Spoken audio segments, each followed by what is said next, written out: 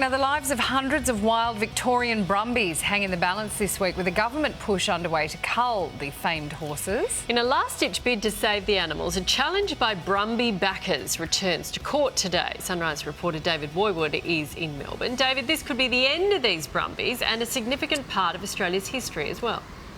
Yes, that's right, Nat. Good morning, Sam, as well. The state government wants to move these wild horses on. It has claimed that these brumbies are doing incredible environmental damage to our Alpine National Park. But backers and supporters of these animals, well, they certainly aren't giving up without a fight, and they've now taken their battle all the way here to the federal court.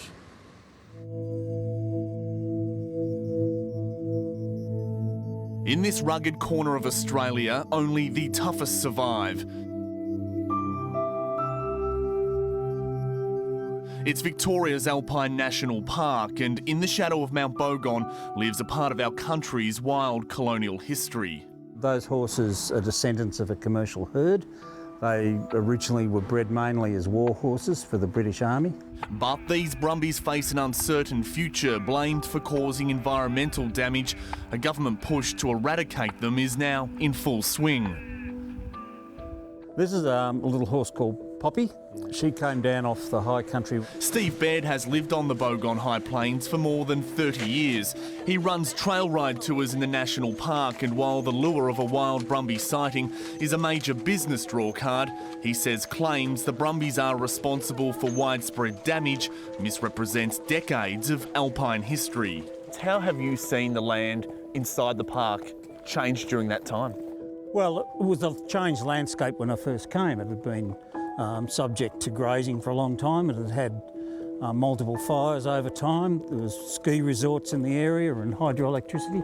In addition to the brumbies, multiple other wild introduced species, including deer, live in the park. But according to a government report, it's the horses causing the bulk of the damage.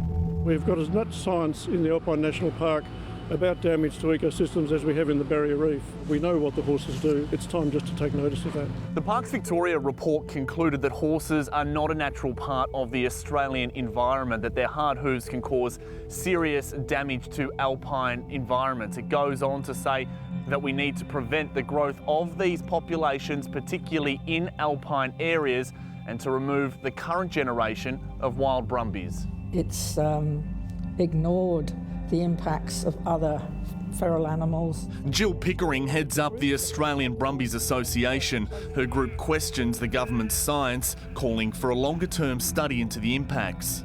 We will at least have a more rounded set of facts upon which to base a decision in 6 years' time. These pictures purport to show the damage caused by horses, trampled tracks, diverted water flows and mud pits like this one. There's also concern the landscape puts animal welfare at risk.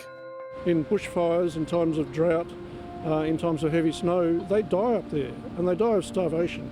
That's now in the hands of a court where history and heritage will square off against science and conservation. What do you say to those people who say that you are mounting an emotional argument over a scientific argument here? We can't deny our emotions. Yes, the Brumby supporters do love seeing the horses there. We are striving for a balanced result. There's an emotional response to the culture that's evolved through there, and I think it's perfectly reasonable that people include emotion in decisions about heritage in particular.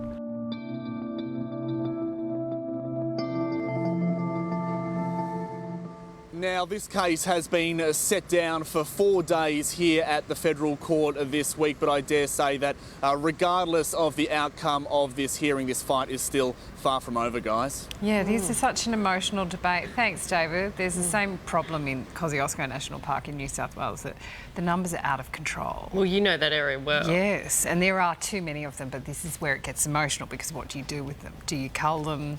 They're not good for much else. I'm not sure you can break them in, but they're part of our history and our identity. So. It's difficult, isn't it? Yes. All right. Interesting story there. Thank you.